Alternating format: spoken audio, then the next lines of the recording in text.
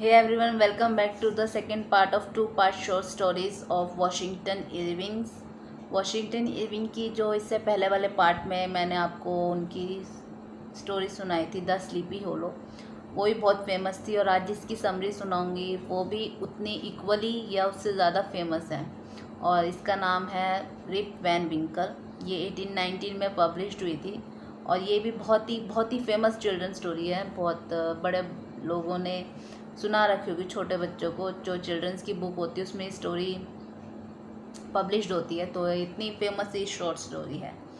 तो इसकी स्टार्टिंग होती है, वो होती है रिप वैन विंकल से। ये प्रोटैगनिस्ट है मेन इस स्टोरी के, और ये जो है ये एक डच अमेरिकन है। तो ये काम तो करते हैं लेकिन इतना कुछ काम नहीं करते। तो अपनी नैगिंग वाइफ से बचने के लिए क्या करते हैं, ऑटम सीज़न होता है, ये क्या करते हैं, ये जो माउंटेन्स होते हैं वहाँ पे स्क्वायर हंटिंग के लिए चले जाते हैं। अपने डॉग वुल्फ, उसका नाम वुल्फ होता है, उसको साथ लेके चले जाते हैं। तो चले जाते हैं वहाँ पे, फिर शाम हो जाती है तो इन्हें लगता है कि कोई इनका नाम बुला रहा है, कोई इनको इनके नाम से बुला रहा है, कोई इनका नाम ले रहा है। तो जब ये पीछे मुड़ के देखते हैं तो एक आदमी दिखाई देता है। उसने बहुत ही आउटडेटेड से कपड़े पहन रखे हैं और उसने कैक पकड़ रखा है। तो जो ये माउंटेन है, कैट्सकिल माउंटेन, तो बहुत ही ऊबड़ खाबड़ सा होता है। तो ये वहाँ से उससे कैग कैरी, जो उसने कैग कैरी कर रखा होता है, तो ये हेल्प करते हैं उसको कैग कैरी करने में। तो ये जब कैग कैरी करके जा रहे होते हैं तो ये एक जगह पहुँचते हैं। वहाँ पे जो कुछ लोग हैं, उनका ग्रुप है एक, और उन सबकी जो है वो बियर्ड हैं, मतलब सबकी दाढ़ी हैं। तो वहाँ पे पहुँचते हैं और डुआफ टाइप वो लोग लग रहे होते हैं। तो वो क्या करते हैं, वो 9 पिन्स की गेम खेल रहे होते हैं। तो ये भी ना उनके पास चले जाते हैं और 9 पिन्स की गेम खेलना शुरू कर देते हैं, बिना ये जाने कि इन लोगों को इनका नाम कैसे पता है। ये तो फर्स्ट टाइम मिल रहे हैं, तो इन्हें कैसे पता ये कौन है, उनका नाम क्या है। तो जो ये कैग लेकर आते हैं, उस कैग में वाइन होती है। तो ये ड्रिंक करते हैं, और जब ये ड्रंक हो जाते हैं तो ये वहीं पर सो जाते हैं। तो जब ये सो जाते हैं तो अब जब इनकी आँख खुलती है तो बहुत सनी सा डे होता है, धूप चमक रही होती है, बहुत सनी सा डे होता है। तो आसपास देखते हैं तो ये देखते हैं कि जहाँ से इनको वो आदमी मिला था, कैट्सकिल माउंटेन में जहाँ पे वो आदमी मिला था फर्स्ट टाइम, जिसने कैग पकड़ रखा था, वहाँ पे ये लेटे हैं। लेकिन ये वहाँ नहीं लेटे जहाँ पे इन्होंने 9 पिन्स की गेम खेली थी, वहाँ नहीं लेटे। ये वहाँ लेटे हैं जहाँ पे वो फर्स्ट टाइम इन्हें वो आदमी मिला था। तो बड़े हैरान हो जाते हैं। फिर देखते हैं कि इनकी बियर्ड है ना, वो वाइट हो चुकी है और बहुत ही लंबी हो चुकी है इनके पैरों तक, और इनके आसपास की सराउंडिंग में ड्रास्टिक सा चेंज आ चुका है। मतलब कि वहाँ पे इन्हें बड़े बड़े से घर दिखाई देने लगे हैं। जो जंगल था पूरा, जो माउंटेन्स का जैसा रास्ता था, वहाँ पे रास्ते बनने लगे हैं। उतना ऊबड़ खाबड़ सा रास्ता नहीं है।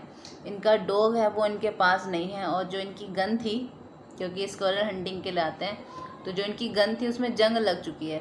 तो ये फिर ये क्या करते हैं, ये अपने विलेज की तरफ जाते हैं। वहाँ देखते हैं जो इनका विलेज का जितना जगह थी ना, जितना बड़ा था उससे भी बड़ा विलेज हो गया इनका।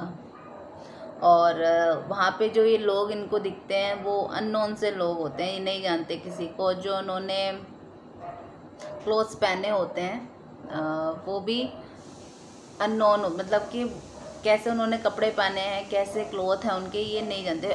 वो फैमिलियर क्लोथ्स नहीं होते इनके, तो उनको पता नहीं होता कि उन्होंने कैसे क्लोथ पहन रखे हैं। तो बड़ी हैरानी होती है इन्हें। फिर ये आगे बढ़ते हैं। तो जब इनसे कोई पूछता है कि आप किसको वोट दें, आप कैसे वोट देंगे, तो कहते हैं भाई मैं तो किंग जॉर्ज थर्ड को वोट दूंगा, उन्हीं का लॉयल हूँ, मैं उन्हीं के फेवर में रहूँगा।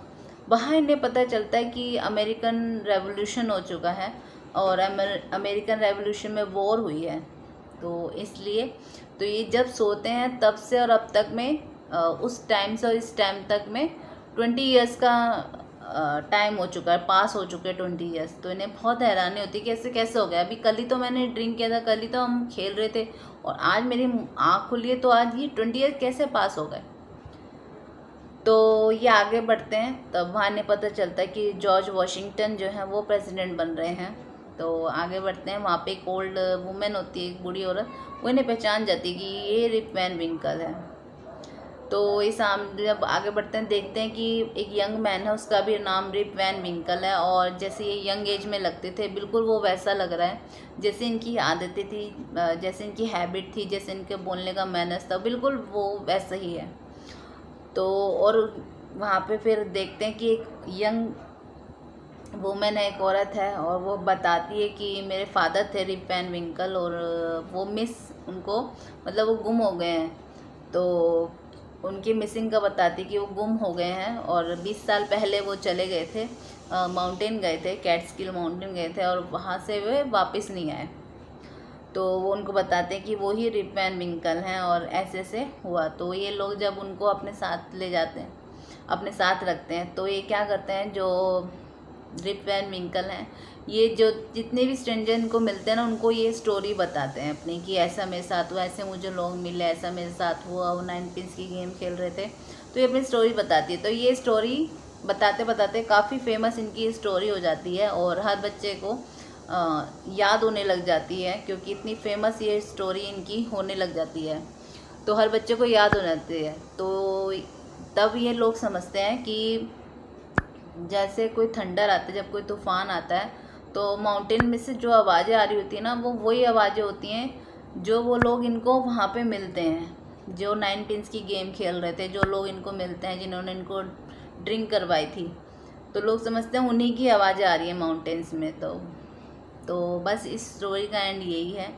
तो नेक्स्ट पार्ट में एक और नॉवल या एक और स्टोरी की समरी के साथ फिर मिलेंगे। तब तक के लिए take care, good bye guys, bye.